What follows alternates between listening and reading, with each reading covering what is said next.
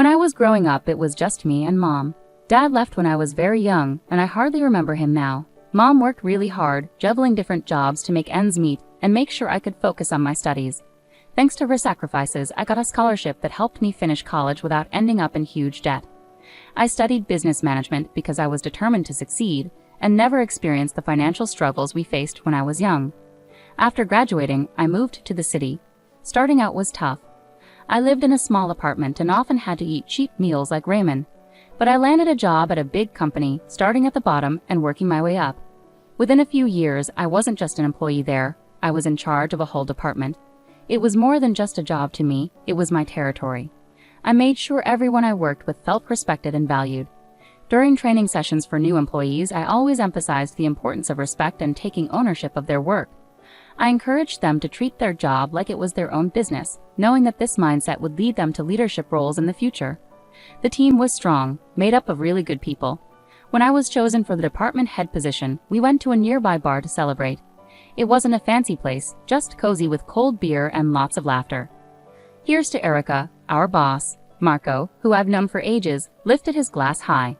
Everyone else joined in, clinking their glasses together loudly in the noisy bar. Thanks everyone. We're a team in this. Here's to achieving more and making our mark. I shouted over the noise, and the team cheered loudly in agreement. That night, amid all the congratulations and cheers, I noticed Jake. He saw me looking and walked over with a grin that could light up a room. I couldn't help but notice the celebration. What's the occasion? He asked, leaning casually against the bar. Just a little career boost. I've been made the new head of my department, I replied, trying to downplay it. That's impressive.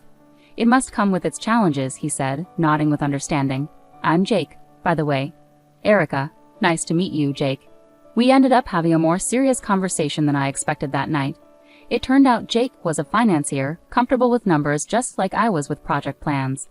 Over the next 6 months, our casual dates evolved into spending weekends together.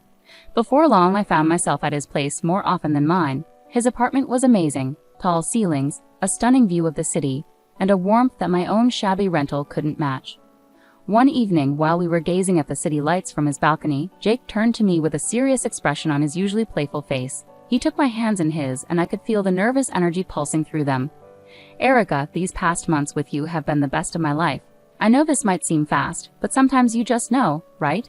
Jake began, his voice filled with certainty and hope. I nodded, feeling my heart race as the city lights blurred around us. He reached into his jacket and pulled out a small box, opening it to reveal a ring that sparkled brilliantly in the light, almost as much as his eyes. Will you marry me, Erica?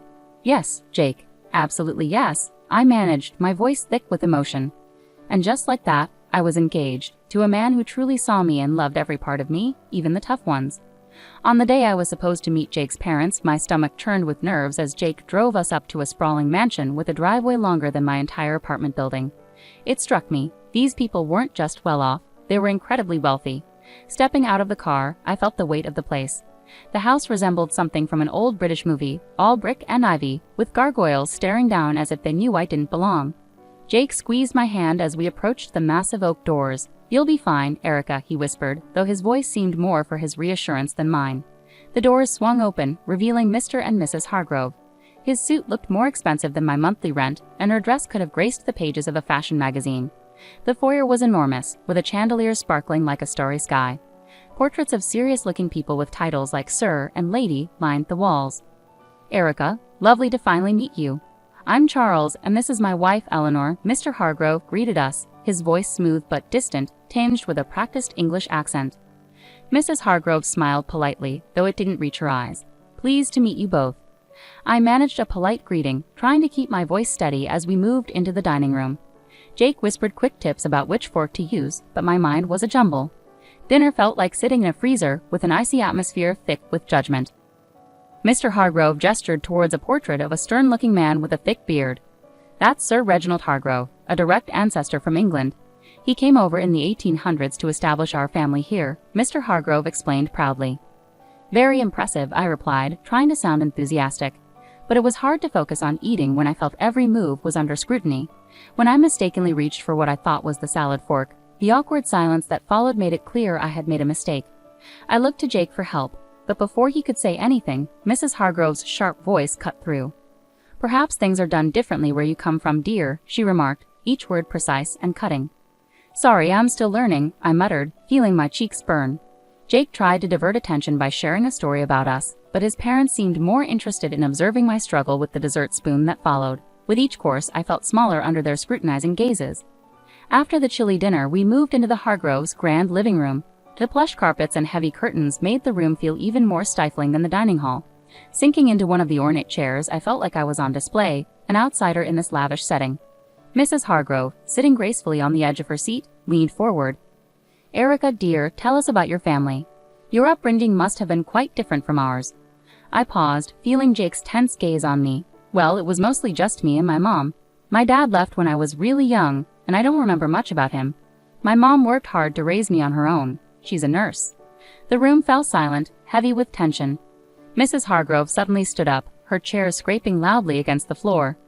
This is unacceptable, she declared, her voice dripping with disdain. We come from a long line of English heritage with standards and traditions. I cannot, and will not, allow my only son to marry someone without pedigree or knowledge of her own lineage. Mr. Hargrove, who had been quietly observing, finally spoke. His words were measured and cutting. It's crucial for us that our family connections are strong and well documented. Erica, can you even name your great-grandparents? I felt my cheeks burn with embarrassment. I only know about my maternal grandparents, I admitted quietly. Mr. Hargrove rolled his eyes, showing clear contempt. This is exactly what we feared, Mr. Hargrove muttered under his breath. Jake stepped in, his tone firm yet pleading. Mom, Dad, please. Erica is kind, hardworking, and she loves me. Isn't that what should matter? His mother's gaze remained unyielding. Respect and adherence to our family standards are what matter, Jacob. If Erica is to be part of this family, she must embrace our ways. She needs to respect her own background, even if it lacks significance. Their words cut through the warmth of the earlier evening. Jake looked at me, silently urging me to agree. Reluctantly, I nodded, accepting their conditions. Fine, I replied, trying to steady my voice. I will learn about your family and your traditions. Mrs. Hargrove appeared somewhat satisfied with my agreement. Good. You'll begin by familiarizing yourself with our family tree and learning about each person in those portraits. It's not just about names, Erica. It's about showing respect for our lineage. As they discussed their expectations, a part of me felt deflated. What started as a simple meeting had turned into a daunting challenge. I had agreed to their demands, but at what cost? As the conversation filled with talk of ancestors and noble deeds, I couldn't shake the feeling of alienation, not just from these people, but also from the parts of Jake's life that were so closely tied to them. The weeks that followed that tense dinner were a whirlwind. Balancing my day job with a series of etiquette and style classes, as insisted upon by Mr. and Mrs. Hargrove, left me exhausted. My days began early with the buzz of an alarm and ended late into the night, leaving me feeling drained and disconnected. Elbows off the table, Erica, the etiquette instructor gently chided during our session. And remember, the soup spoon moves away from you when you scoop. I nodded, trying to follow her instructions, but my mind was elsewhere, juggling between the workload waiting for me at the office and the endless wedding plans. You're doing fine, she reassured me, her voice calming. These things take time to get used to. I managed a weak smile. Thanks, it's just a lot to take in. Right on cue, my phone rang. It was Mom. I excused myself and stepped outside to take the call, searching for a quiet corner in the busy city. Hi, Mom, I greeted, my voice sounding more tired than I meant it to. Erica, darling, how are the wedding preparations going? Mom's voice carried excitement, tinged with a hint of concern. I paused briefly, not wanting to worry her. It's going well. Learning a lot. Just picked up how to waltz, I replied, trying to sound upbeat. There was a moment of silence, and I sensed her skepticism. You sound tired, sweetheart. Are you taking care of yourself? This shouldn't be so overwhelming. Remember to prioritize your well-being. I chuckled softly. I'll do my best, Mom, but it's a lot to manage right now. Etiquette classes, dance lessons, work, and planning. Keep focused on what matters, Erica. It's you and Jake that count, not all these rules and lessons. Her words were comforting, but once we hung up, the weight of my responsibilities settled heavily on me once more. I found myself caught in a relentless struggle between pleasing Jake's parents and maintaining my own sanity. Each day seemed like an endless marathon with no clear finish line. Back in the etiquette training, the instructor's voice became a monotonous backdrop as I practiced the correct way to hold a wine glass. Apparently, pinching the stem, not the bowl, was crucial. In rare moments of respite, I'd lie on my back, staring at the ceiling, questioning whether all the effort was worth it. the constant scrutiny, the endless lessons, and the cold disapproval from Mr. and Mrs. Hargrove whenever I made a mistake, which happened more often than I cared to admit. One evening, just as I was drifting off to sleep, my phone buzzed. It was Jake, his text lighting up the screen. "How was your day? Miss you." I stared at the message, my fingers hesitating over the keyboard. I wanted to pour out my frustrations and fears to him, but I held back. Instead, I replied with a simple, "Miss you too." Long day, but hanging in there. As I set the phone down, the silence of my apartment felt suffocating. Was this how things were going to be? Pushing through exhaustion, forcing smiles through stress, all to fit into a world that increasingly felt foreign to me? The big day had finally arrived. The venue buzzed with flowers, elegant dresses, and the city's elite mingling around. My stomach churned as I stood in my flowing white gown, struggling to calm my nerves. My mom came over, gently adjusting a stray curl on my forehead. "Everything will be okay, Erica," she whispered reassuringly, her smile warm. I wanted to believe her, but as the ceremony began, any hope of a peaceful wedding quickly faded. Jake's parents exuded an air of superiority. Mr. Hargrove greeted guests with self-importance, and Mrs. Hargrove made sure everyone knew how they had made the wedding happen. As guests settled in, I attempted to mingle, but Mrs. Hargrove intercepted me with a chilly smile. "Erica, dear, ensure our guests are looked after. Fetch some drinks, please," she instructed, gesturing towards a group of elderly gentlemen engaged in a loud political discussion. "But," I started, only to be silenced by her stern gaze. "No buts, you're practically family now. Show some initiative," she snapped sharply. Reluctantly, I began carrying trays of champagne and hors d'oeuvres between tables, my wedding dress trailing behind me. The weight of the fabric and the menial task made me feel more like a servant than a bride. I caught glimpses of Jake laughing and chatting, seemingly oblivious to my discomfort. As I passed another round of drinks, I heard Mrs. Hargrove's voice rise above the chatter. "Erica will be serving us tonight. It's good practice for her, don't you think?" Her tone dripped with condescension as she scanned the crowd for approval. That was it. I couldn't take it anymore. I approached her, my hands trembling slightly but my voice steady. "I am not a waitress at my own wedding. There are staff here who are supposed to do this." Mrs. Hargrove stood up, her expression feigning surprise. "You should be grateful we allowed someone of your background into our family. Remember your place, Erica," she hissed, her words cutting like knives. Anger flared within me, and I felt my cheeks burn. "This is my wedding, not a show for your friends," I shot back, my voice carrying more volume than I had intended. The room fell silent, all eyes now fixed on us. Jake, catching the tail end of our exchange, stumbled over, a glass of champagne in hand. "What's going on here?" He slurred slightly, his gaze unfocused. "Your mother is treating me like a servant at our wedding, Jake. This isn't what today is supposed to be about," I said, frustration bubbling up. Jake blinked, looking between me and his mother, his brow furrowing. "Erica, why are you causing a scene? Just do what my mom asks. It's not a big deal." "Not a big deal? Jake, this is our day and your mom is ruining it," I protested, hurt and disbelief mixing in my voice. He took a long sip of champagne before responding, his tone indifferent. "Look, Erica, you should be grateful I chose you. There were plenty of girls better than you, prettier, richer. You're making a fuss over nothing." The words hit me like a physical blow. I stepped back, stunned by the realization. The man I loved, the man I was about to marry, didn't see us as equals. To him, I was merely a piece to fit into his family's expectations. Clutching my bouquet tightly, on the verge of breaking down, my mom approached. She took one look at me and enveloped me in her arms, holding me in a comforting embrace that seemed to shield me from everything. "Honey, do you truly love him? Do you really want this marriage?" she whispered, her voice tinged with concern.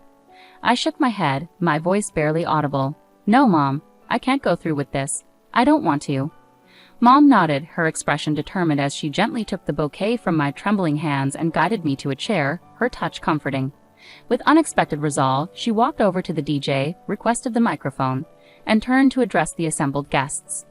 "Ladies and gentlemen, may I have your attention, please?" Her voice, steady and clear, cut through the low hum of conversation, capturing everyone's focus. A silence fell, anticipation thick in the air. She took a deep breath and directed her gaze squarely at Mr. and Mrs. Hargrove. "I have something important to share about truth and appearances," she began firmly. "I attended school with Charles and Eleanor Hargrove. Back then, they didn't speak with an English accent or boast noble lineage. Their families were hardworking people, much like ours." A murmur spread through the crowd. Charles's father was a mechanic and Eleanor's mother worked at the local diner. Mom continued, her words ringing out clearly. She paused, allowing the weight of her revelation to settle. The portraits, the accents, the family name, they were all purchased to create a past that would conceal their true origins. The room erupted into whispers, guests turning to stare at the Hargroves with expressions of shock and disbelief. Mrs. Hargrove stood up, her face flushed red, the facade of aristocracy crumbling before everyone's eyes. "That's absurd. She began defensively. But my mom wasn't done. "To think you would stand on these fabrications and judge my daughter's worth based on a lie. Erica is worth more than all your false titles combined. She is genuine, something you seem to have forgotten how to be." The guests openly murmured now, their curiosity turning into disdain as they looked at the Hargroves. Mr. Hargrove attempted to respond, his accent slipping from refined to more desperate. "We did what we believed was necessary." "For whom?" my mom interjected, her voice fierce. "For your son? For society? Or just to satisfy your own shallow pride?" The confrontation had captivated everyone's attention, and now the room buzzed with tension and revelations. The Hargroves appeared diminished, their grand facade crumbling to reveal the stark truth of their humble origins. Jake's face twisted with a mixture of shock and anger. He stormed up to me, his voice barely contained as he leaned in close. "You've ruined everything, Erica. You've disgraced my family, and now you're questioning if I still want to marry you after this spectacle." His words cut deep, but before I could respond, he grabbed my arm forcefully, pulling me closer. "I'll teach you how to be a good wife, one who knows her place and obeys." His threat hung in the air, chilling and weighty. Summoning all my strength, I wrenched my arm free and stepped back from him. The room fell silent, every eye fixed on us. This was the man I had planned to marry. This was the family I was supposed to join. No, this couldn't be my reality. Drawing a deep breath, I channeled my mother's earlier resolve. "There will be no wedding," I declared loudly, ensuring every guest heard. "I regret ever considering marrying someone who embodies the arrogance and deceit of his parents." Murmurs filled the room, a mix of shock and support echoing through the crowd. Jake stood frozen, his mouth gaping as if trying to undo my words. Beside me, my mother provided a steady presence, shielding me from the chaos. Together, we walked through the guests, heads held high. In the weeks that followed, news of the Hargroves' deception spread rapidly through the city. Their fabricated lineage and lofty social status crumbled like a house of cards. Once admired figures became pariahs, avoided by those who had once sought their favor. They sold their mansion and left town, seeking a fresh start where their tarnished past wouldn't follow. As for Jake, I heard snippets. Tales of a downward spiral, nights spent drowning his sorrows in bars. I didn't delve into the details, nor did I have any desire to. He had revealed his true nature, a side too ugly and deceitful for me to ever look back on with fondness. "Thank you, Mom," I said one evening as we sat in our modest living room, a stark contrast to the opulent falsehood I had almost become a part of. "For everything. For being there, for standing up for me, for helping me see the truth before it was too late." She squeezed my hand gently. "I'll always be here, Erica. You're my daughter, and I raised you to be strong and true. No man, no family can ever diminish that." We sat in companionable silence, the TV murmuring in the background, a comforting normalcy after the tumultuous events. I had lost a fiancé but regained my life, my dignity, and most importantly, my future. Returning to work after the wedding disaster felt like stepping into a sanctuary. My colleagues, who had heard about the chaos, were incredibly supportive. "Erica, you dodged a bullet, girl," Marco remarked as soon as I entered the office. Leaning against my desk, he offered me a steaming cup of coffee, a gesture that felt like both a peace offering and a welcome-back gift. "Thanks, Marco. It's good to be back," I replied, accepting the coffee and relishing its familiar bitter warmth. "And yeah, that bullet was more like a cannonball." "That's refreshing," Jenny added from her cubicle across the way. "Anyone who makes you serve guests at your own wedding is no husband material. You deserve way better, honorable." I smiled, appreciating her support. "I think so too. It's nice to be back where I'm valued for who I am, not for the family I could have married into." In the weeks that followed, the encouragement from my team remained steadfast. It was during this period of healing that I met Brian. He was a friend of a friend, down to earth with a quick smile and an easygoing demeanor that was infectious. We first connected at a casual gathering, just friends hanging out on a Saturday afternoon. Brian greeted me warmly as I arrived. "Hey, you must be Erica," he said, standing up to greet me. "I've heard a lot about you. All good things, I promise." "Thanks, Brian. I hope they didn't exaggerate too much," I replied, trying to match his relaxed vibe. We hit it off immediately. His family was a stark contrast to the Hargroves. When I met his parents, they welcomed me warmly with genuine hugs and smiles. "Erica, we're just glad Brian found someone who makes him so happy," his mom said, pulling me into a hug as soon as I stepped through their front door. It felt refreshing, just genuine warmth and acceptance. Brian and I weren't rushing anything. We were taking our time getting to know each other beyond the surface level. Back at work, my boss called me into his office one day. "Erica, I just want to say we've all noticed how you've handled everything. It hasn't been easy, but you've managed to keep your performance top-notch." I nodded, curious about where this was leading. "We think it's time for another promotion. You've proven you can handle just about anything, and your leadership has never wavered." Leaving his office, I felt a surge of pride. With a new relationship unfolding, a career advancing, and the respect of those I cared about, I finally felt like I belonged.